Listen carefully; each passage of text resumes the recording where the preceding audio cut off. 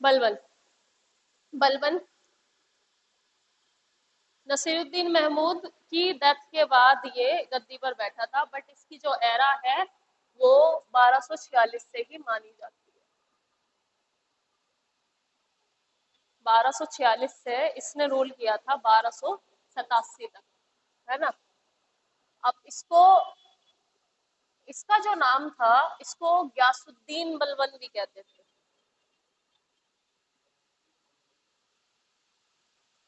ग्यासुद्दीन बलबन इसका नाम था, ग्यासुद्दीन बलबन। पूरा नाम इसका ग्यासुद्दीन बलबन था। ग्यासुद्दीन बलबन कह देते थे, लेकिन इसको एक और नाम से जाना जाता था बेटा। क्या नाम था वो? उलुग खान। उलुग खान। उलुग खान के नाम से भी ये जाना जाता था। बेसिकली जैसे कि मैंने बताया कि क्या हुआ था, थोड़ा सा रिकैप देख लेते हैं। रजिया की डेथ हो जाती है, ठीक है। तबर हिंद में यानी प्रेजेंट डे जो बठिंडा है, वहां पर क्या होता है, विद्रोह हो जाता है। अल्तुनिया वहां पे विद्रोह कर देता है। अब रजिया उस विद्रोह को क्या करने जाती है, दबाने के लिए जाती है कि वो विद्रोह वहां पे खत्म हो जाए। उसी बीच अल्तुनिया उसे कैप्चर कर लेता है और जेल में डाल देता है। लेकिन somehow she manage to escape, और वो अल्तुनिया को कैप्चर, वो उसको कैप्चर कर लेता है, लेकिन वो अल्तुनिया से शादी कर लेती है। अल्तुनिया से शादी करके वो दिल्ली की तरफ आ रही होती है कि रास्ते में उसे मार दिया जाता है, ठीक है। अब रजिया की डेथ के बाद उसके कुछ 6 साल तक उसके दो भाइयों ने रूल किया था, ठीक है। अब उसके उन दो भाइयों के बाद उसका छोटा भाई बचा, कौन? नसीरुद्दीन। अब नसीरुद्दीन जो इल्तुतमिश का छोटा भाई था, उसका रीजेंट बनके किसने राज किया है? बलबन ने, ठीक है। अब नसीरुद्दीन की खुद की डेथ हो जाती है नेचुरली, कोई नहीं मारता। अब तो पता नहीं मारा हो ना मारो, उस समय तो यही रहता था कि पॉइजन कर देते थे, ये हो जाता था। तो उसकी डेथ के बाद फिर कौन बन जाता है? राजा बलबन, ठीक है। बलबन एक तरह से कह सकते हैं कि बहुत ही स्ट्रॉन्ग रूलर के तौर पे वो सामने आया, और उसने अपनी जो है, अपनी एडमिनिस्ट्रेशन में उसने काफी वो किए हैं। जैसे कि मैं तुम्हें बताऊं, ये पर्सन जो था, ये बिलीव करता था कि जो नोबेलिटी है उसे कंट्रोल में कर लेना चाहिए। पता है, यहाँ पे कुछ तुम्हें वर्ड मिलेंगे ऐसे जो तुम ये सोचोगे कि कभी सुने ही नहीं है। क्या होता है नोबेलिटी? नोबल्स क्या होते हैं?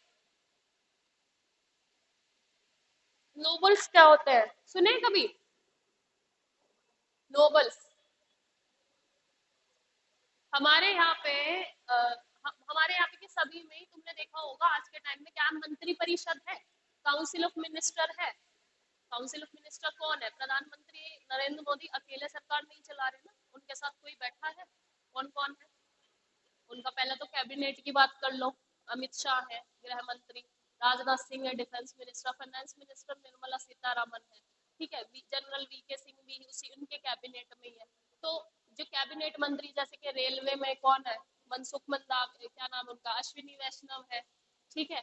और लॉ मिनिस्टर कौन है? अलग अलग, मतलब ये क्या है, इनके काउंसिल ऑफ मिनिस्टर में आ जाते हैं। जितने भी मिनिस्टर, इनके जितने भी एमपी बने हुए हैं, उन सबको प्रभार दे रखा है इन्होंने, ठीक है। कोई कोई जो डिपार्टमेंट है, पोर्टफोलियो है, वो दे रखा है कि भाई ये काम तुम्हें देखना है, ये काम तुम्हें देखना है। ऐसे ही तो काम चल रहा है।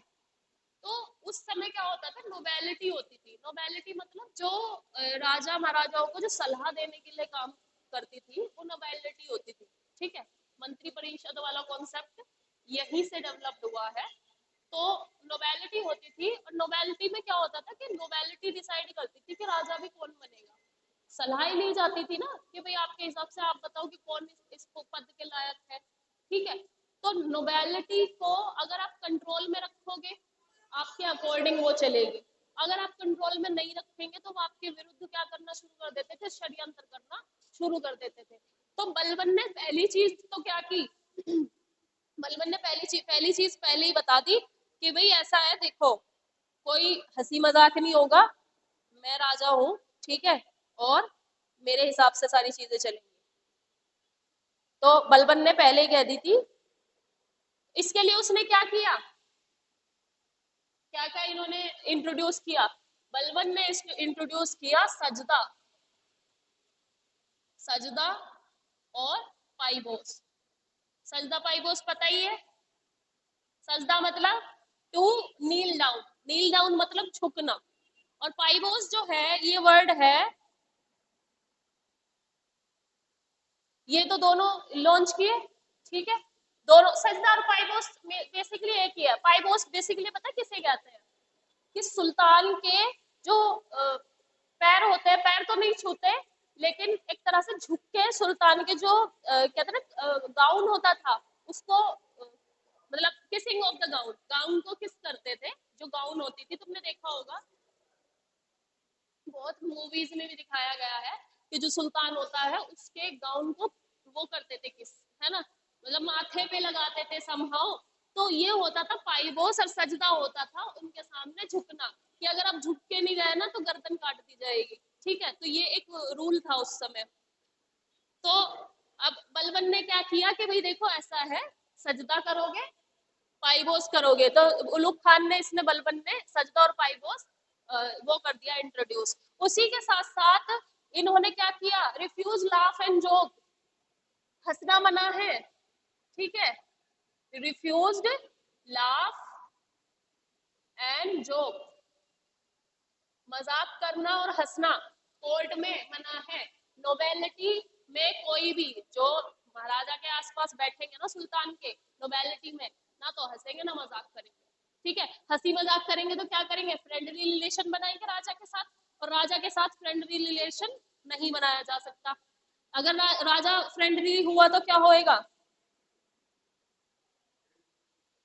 है? हाँ, मतलब अहमियत भी ये होता है कि फिर राजा जो है, राजा को वो कुछ नहीं मानते। दूसरी चीज उन्होंने क्या की थी, बैन अल्कोहल, अल्कोहल पूरी तरह बैन कर दिया था। बैन अल्कोहल कहाँ पे बैन किया था, राज्य में नहीं किया था, बैन कर दिया था कोर्ट में, कोर्ट में कोई पी के ना आए, ठीक है। तो अल्कोहल और पार्टीज भी बैन कर दी थी, बैन अल्कोहल और पार्टीज, पार्टीज भी बैन कर दी गई थी इसके साथ साथ। और बलबम ने क्या किया था बेटा, एक तुर्कान चहलगानी होती थी, तुर्कान चहलगानी या तुर्कन ए चहलगानी।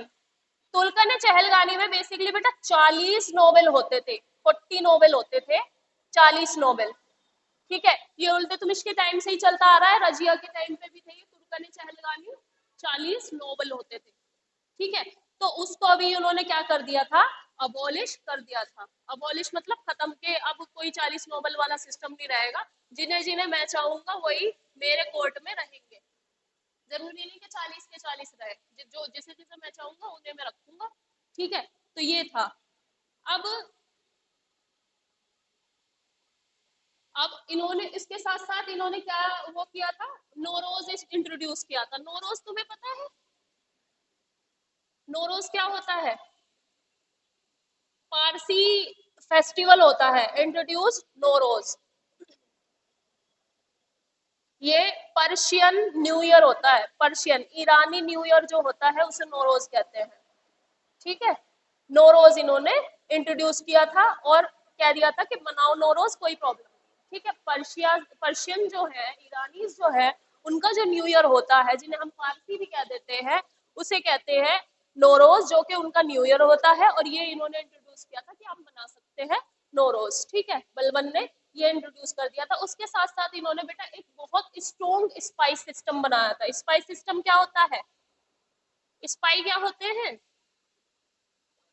स्ट्रॉन्ग स्पाई सिस्टम, पता है स्पाई क्या होता है, स्पाई मतलब जासूस, हाँ, स्पाई का मतलब जासूसी तो होता है, स्पाई करना,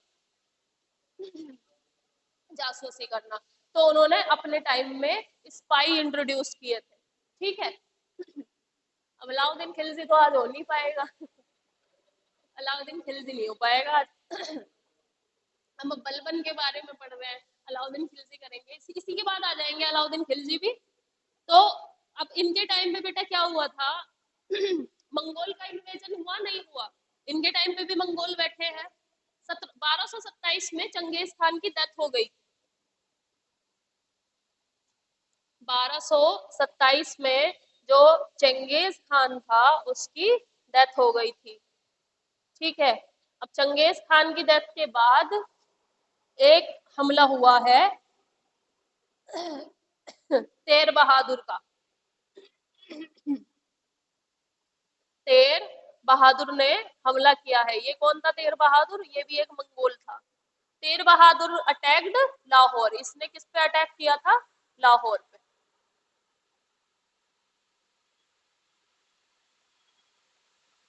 attacked Lahore.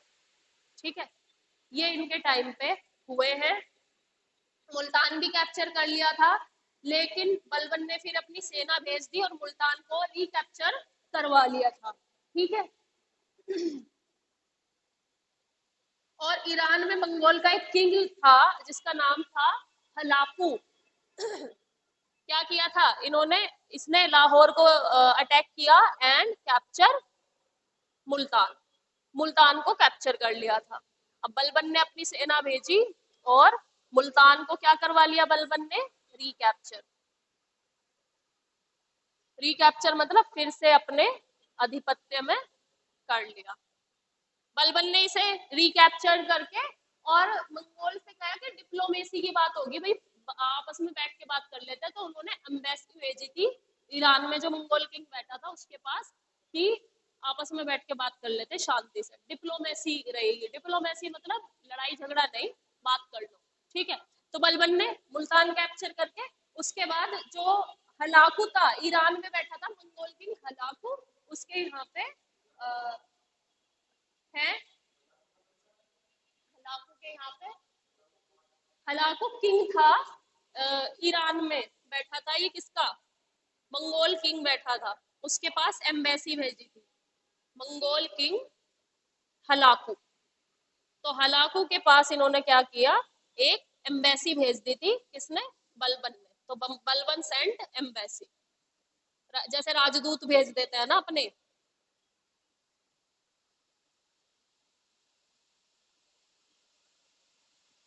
Balban Saint embassy, Balban ने वहां पे एम्बेसी भेज दी थी। ठीक है, तो आज अलाउद्दीन खिलजी नहीं हो पाया अनफॉर्चुनेटली, हम करेंगे इसको नेक्स्ट।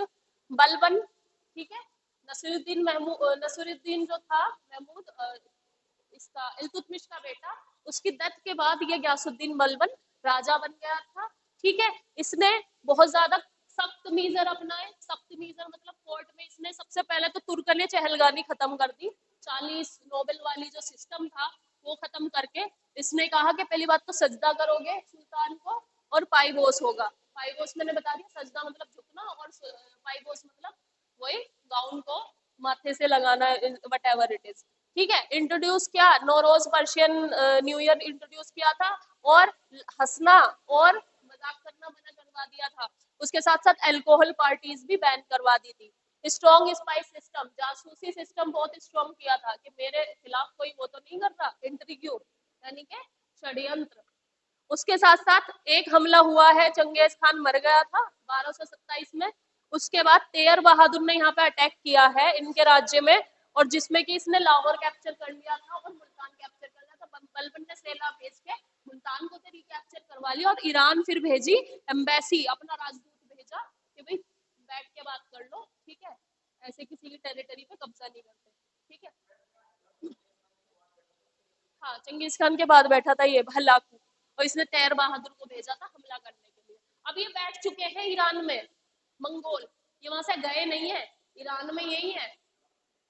मतलब अब बलबन है, खिलजी है, ये मोहम्मद बिन तुगलक के बाद तक वहीं बैठे हैं। सबसे लड़ाई होगी इनकी, खिलजी अलाउद्दीन खिलजी में लड़ेगा इनसे। उसके बाद मोहम्मद बिन तुगलक की भी लड़ाई होगी। मोहम्मद बिन तुगलक तो भगा देगा ही ना बाहर तक मंगोल को। तो ये रहेगा, इसके बारे में हम पढ़ेंगे। ठीक है, तो दिस इज डन।